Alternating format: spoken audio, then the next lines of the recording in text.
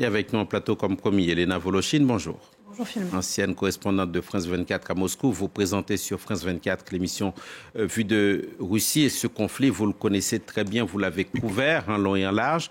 Que vous inspire, Elena, ces images qui sont arrivées d'Alaska? Qu'est-ce qu'il fallait voir? Qu'est-ce qu'il fallait comprendre?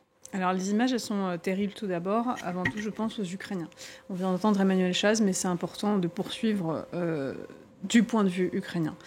Parce qu'effectivement, on a quelqu'un qui a scellé le sort de l'Ukraine pour plusieurs générations, parce que même si ce conflit s'arrête, un conflit d'une telle intensité, ça marque un pays pour plusieurs générations. On a le bourreau, en fait, leur bourreau pour les Ukrainiens, qui est aujourd'hui accueilli sur un tapis rouge. On voit ces images avec, en dessous d'un slogan qui est « On veut la paix ». Et ça, c'est absolument terrible, ça destitue les Ukrainiens de leur statut de victime et ça empêche toute réparation mentale, avant même une réparation potentielle devant la justice internationale. C'est important qu'une victime soit reconnue dans son statut et le principal protecteur, puisque c'est le principal allié, y compris aérien, anti-aérien, contre les frappes de drones. Il y a eu 85 frappes, disent les Ukrainiens, dans la nuit dernière encore. Eh bien, celui-là a tourné le dos, en fait, à ceux qu'il était censé protéger, en réhabilitant Vladimir Poutine. Et ça, c'est terrible. Et au-delà de ça, sur le fond, il y a des choses qui sont assez lisibles.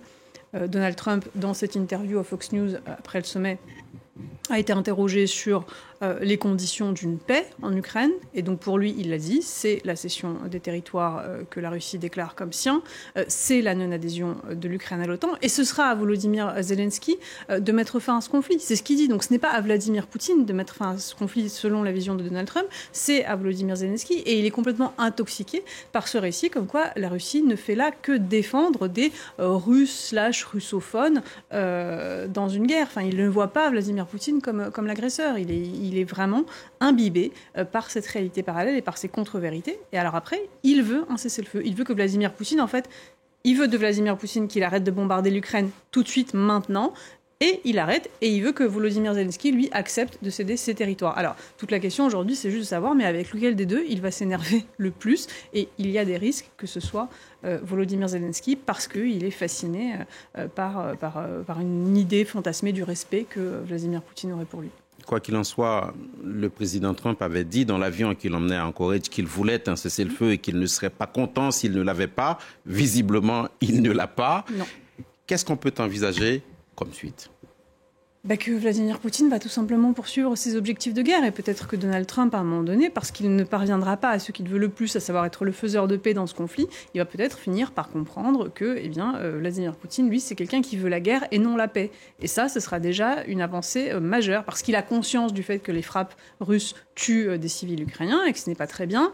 Même s'il ne pense pas que Vladimir Poutine a commencé cette guerre, il le dit, c'est Joe Biden qui a commencé cette guerre, et quand on l'interroge, mais pourquoi il est incapable de répondre à cette question, il n'a pas de compréhension de ce conflit. Ça, il faut vraiment le comprendre.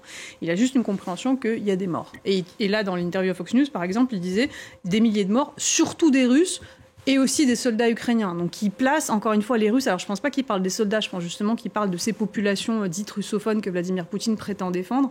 Et je pense que c'est là qu'il voit vraiment les vraies victimes du conflit. Et c'est pour ça qu'il réhabilite Vladimir Poutine. Donc il n'a pas cette vision. Et ce qu'on va voir par la suite, c'est effectivement qu'il va faire vraiment pression sur Volodymyr Zelensky. Et c'est impossible, et il faut le rappeler, pour Volodymyr Zelensky de céder ses territoires sans modifier la constitution ukrainienne. Et donc de le faire sans référendum. C'est-à-dire que même si... En fait, ce que veut Donald Trump, il faut dire les choses clairement, il veut une capitulation de l'Ukraine. Il veut que Vladimir Poutine arrête de bombarder maintenant, mais il veut une capitulation de l'Ukraine par l'admission de l'Ukraine que, perd des territoires et non-adhésion à l'OTAN. Et je ne parle même pas des autres exigences de la Russie qui sont une destitution du pouvoir ukrainien, un remplacement de régime. Tout ça, c'est dans un deuxième temps dans l'idée de Donald Trump. On a vu passer tout à l'heure, Elena Volochine, ces images de Vladimir Poutine. Il va déposer des fleurs sur les tombes en Alaska de soldats russes. Et déjà, on s'est demandé quand est-ce qu'il a eu le temps de faire ça, parce que, en tout et pour tout, ce sommet aura duré 6 heures. Qu'est-ce que vous en avez pensé en tant que quelqu'un qui connaît bien la Russie? Moi, je travaille sur les récits. C'est l'objet de mon livre sur la propagande de Vladimir Poutine. Et c'est pour ça que je parle d'intoxication, parce qu'on a tendance à évacuer en fait cet aspect d'idéologie, de vision et de révisionnisme historique qu'il y a dans cette guerre, mais il est fondamental. Là, il est allé déposer des fleurs sur les tombes d'aviateurs soviétiques qui, pendant la Seconde Guerre mondiale, venaient chercher des avions américains concédés par le Congrès américain sous Franklin Roosevelt à l'Union soviétique au titre d'un accord pré-bail, puisque les États-Unis ont commencé à aider l'URSS de Staline à repousser l'invasion nazie après l'opération Barbarossa lancée en juin 1941 par Hitler. Et Vladimir Poutine a commencé tout à l'heure sa conférence de presse en parlant de cette coopération russo-soviétique, en tout cas entre russo-américaine, entre soviético-américaine plutôt pendant la Seconde Guerre mondiale. Et dans le récit russe, en fait, c'est l'ancien allié sous Joe Biden, par exemple, c'est l'ancien allié en fait qui s'est tourné vers les nazis, qui est en train de soutenir les nazis, l'ennemi historique de l'humanité et dont la Russie a commencé par Staline à sauver l'humanité.